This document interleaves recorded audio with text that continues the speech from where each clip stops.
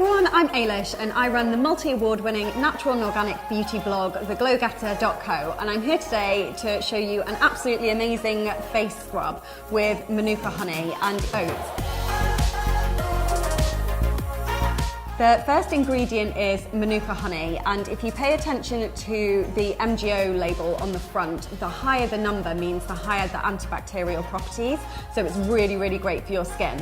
And the next ingredient are oats. Oats are absolutely incredible for your skin. They have 18 different amino acids, which are essential building blocks for your skin. When you use it, these really, really help to reduce redness, and it's a really great exfoliation. So both of these ingredients together are just phenomenal. So the first thing we're going to do is use 2 tablespoons of oats, and then we use 1 tablespoon of the Manuka honey. So we'll mix these 2 together, and that is the face scrub actually made. If you want to use this as a face scrub, then you can. All you need to do is get some of the ingredients and then pop it on to your skin and very gently move in circular motions to help exfoliate your skin. And then once you have exfoliated, you can either leave it on for 30 minutes and have a mask as well, or you can just completely wash it off.